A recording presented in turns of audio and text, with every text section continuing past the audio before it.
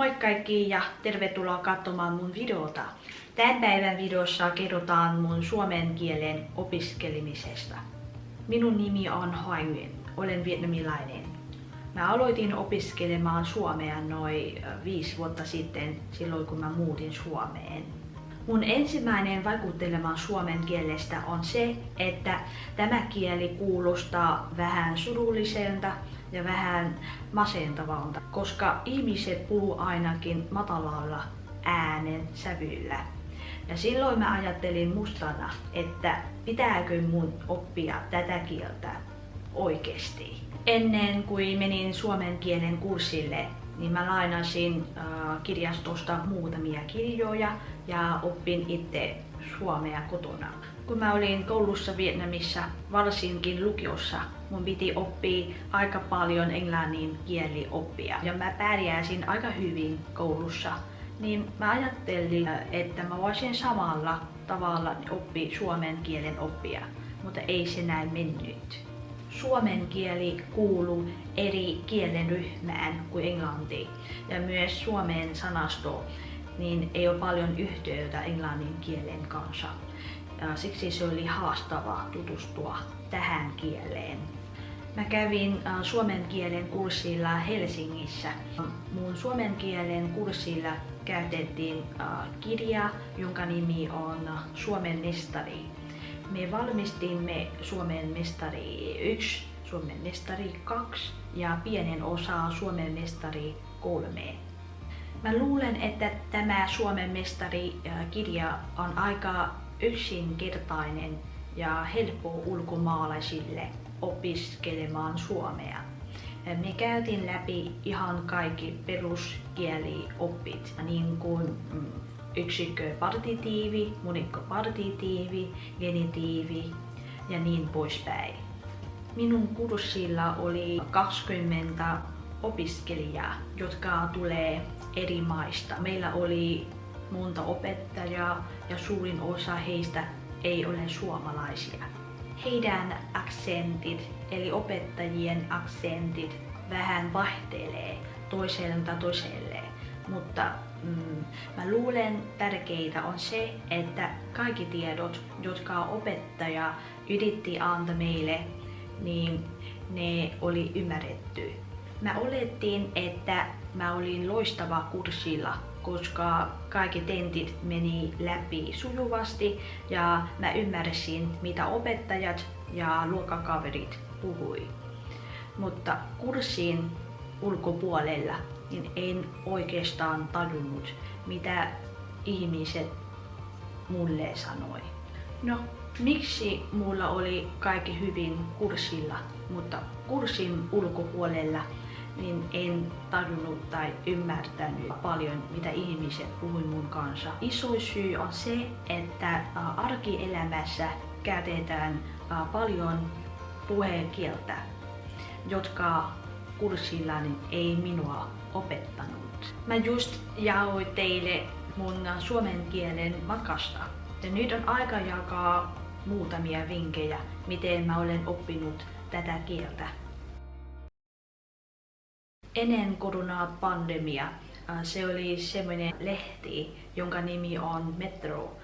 Metro löytyi ei pelkästään metrosta, vaan myöskin junista, busseista tai raitiovaunuista. Totta kai on enemmän lehtiä kuin Metro, esimerkiksi Helsingin Sanomat, Vantaan Sanomat, Ilta-Sanomat tai muu sellainen. Mutta mä tykkään Metrosta eniten 2 syyllä. Eka syy, Metro on ilmainen. Toka syy on se, että Metro on kirjoitettu lyhyesti yksinkertaisella suomen kielellä. Nykyisessä kun ei ole Metro-lehtiä enää, niin me voidaan lukea uutisia vaikka muissa lehtissä. Tai siis voi lukea ihan mitä haluat. Mä suosittelen lasten kirjoja, koska sama kuin Metro-lehti, niin se on yksinkertainen ja helppo ymmärtää. Kun sä luet lehtiä tai kirjoja tai jotain muuta, kannattaa lukea ääneen ja nauhoita mitä sä luit. Sen jälkeen niin kuuntele tarkasti miten ja mitä sä luit ja yrittää etsiä virheitä ja korjaa ne.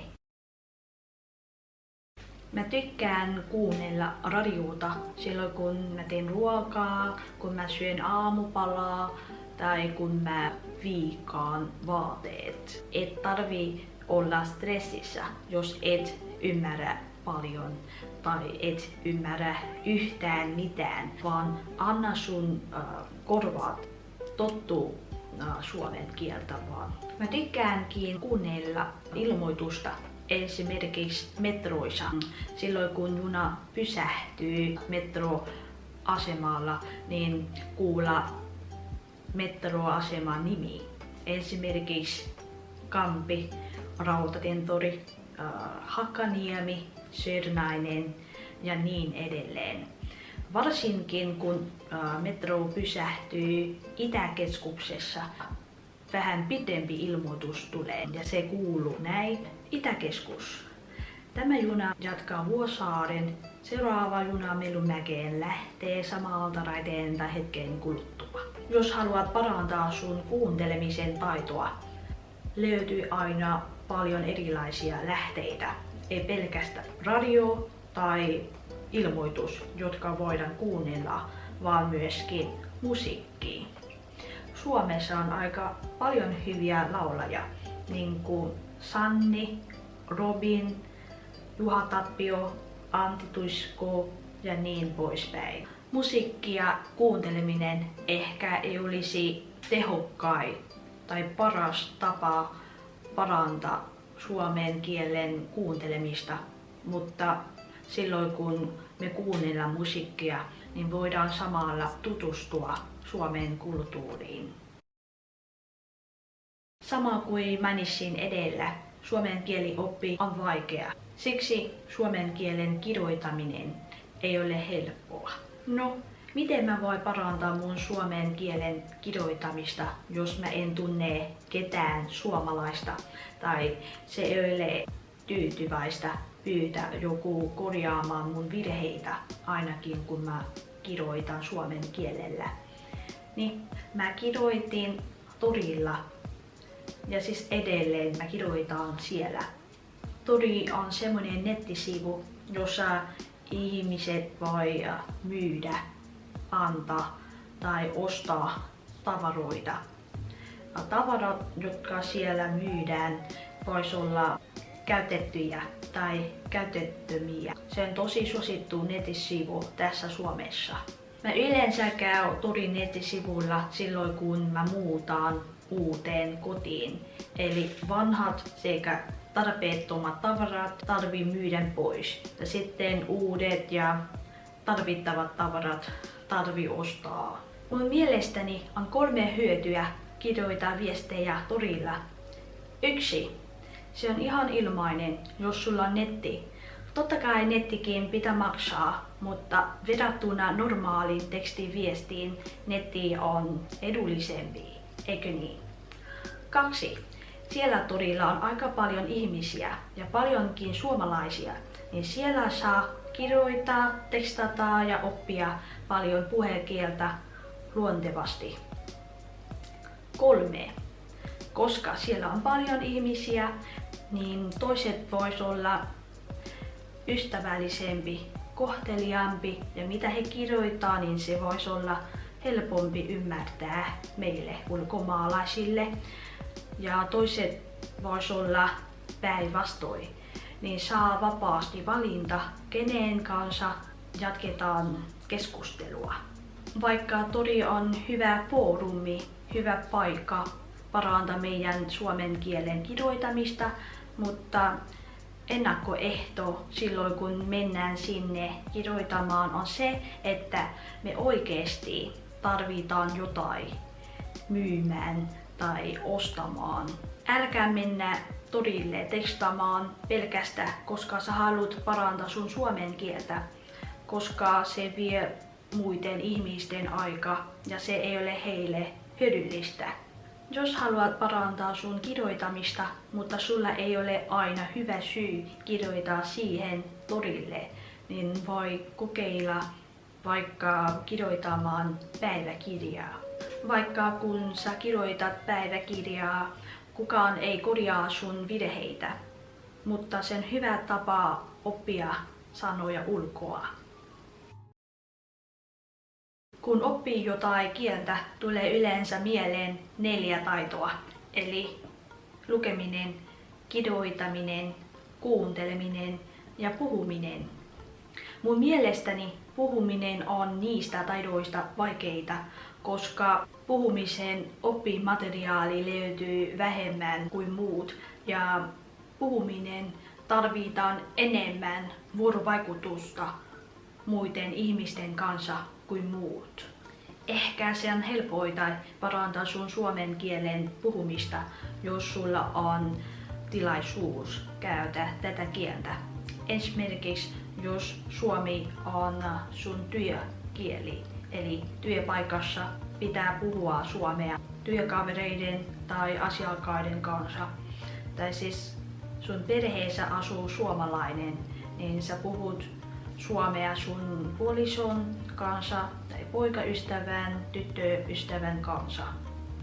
Miten nyt, jos sulla ei ole tilaisuutta puhua suomea, niin sä voit vaikka yrittää puhua sun naapureiden kanssa. Mä ymmärrän sen, että se on harvoin, kun sä näet jonkun naapurin, mutta jos joskus sä näet jonkun, niin sä voi moikata häntä. Mä ymmärränkin sen, että small talk niin ei ole suomalaisten juttu. Siis se on ihan normaali, jos sä moikaat jonkun, mutta hän ei oikeastaan reagoi tai vastaa sun moikamista, niin ei tarvi ottaa sitä huomioon. Se on niinku kulttuuri juttu vaan. Okei, jos naapuri ei käy, niin kuka käy sitten? Myyjä. Eli Suomessa on hyvä asiakaspalvelu yleensä ja kaupasta niin aina saa kysyä tai pyytää apua, jos tarvitsee. Se on hyvä tapa harjoitella puhumista kaupassa, koska myyjä ainakin vastaa sun kysymykseen. Esimerkiksi jos sä oot kaupassa ja sä et löydä jotain tuotetta, niin siitä voisit myyjältä kysyä. Yksi helppo esimerkki, helppo tilanne, jossa sä voi harjoitella suomea, on taksia tilaaminen tai ruokaa tilaaminen puhelimessa. Taksia tai ruokaa tilaaminen on hyvä tapa harjoitella suomea 2 syyllä. Eka syy, silloin kun sä oot siellä puhelimessa tilaamassa jotain taksia tai ruokaa, niin sä oot asiakas. Ja varmaan toinen ihminen, joka on puhelimen toisella puolella, jaksaa kuunnella, mitä sä sanot. Toka syy, koska sä soitat sinne ravintolaan tai johon taksifirmaan, niin sä oot aloiteasennossa. Sä tiedät, mitä sä tarvitset. Ja jos et tiedä jotain sanaa, niin sä voi etukäteen etsiä sitä sanaa vaikka Google Translateista vai sanakirjasta. Mun video on jo vähän pitkää ja lopuksi haluaisin sanoa, että on kyllä paljon tapoja oppia jotain kieltä, niin kuin suomea. Mitä mä jaoin teille tässä videossa, se on vain pienen osa niistä vinkkeistä, mitä mulla on. Jos olette kiinnostuneita tästä vaiheesta, niin kommentoikaa, niin mä voisin tehdä vaikka lisää. Ja jos te tiedätte jotain parempaa vai jotain mielenkiintoisia vinkkejä oppia suomea tai jotain muuta kieltä, kommentoikaa myöskin, niin haluaisin kyllä oppia niitä. Kiitos kun katsoitte mun videota. Moi moi!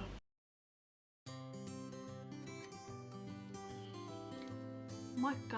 Minun nimi on Hoai, eli H-O-A-I se kirjoitetaan. Olen opiskelija ja minulla on osa-aikainen työ tarjoilijana vuokrafirmaan kautta nimellä Staff Plus. Olen täsmällinen työntekijä, aktiivinen, oma-aloiteinen ja hyvä oppia uusia asioita. Vaikka olen onnellinen töiden kanssa, mutta haluan kokeilla jotain uutta.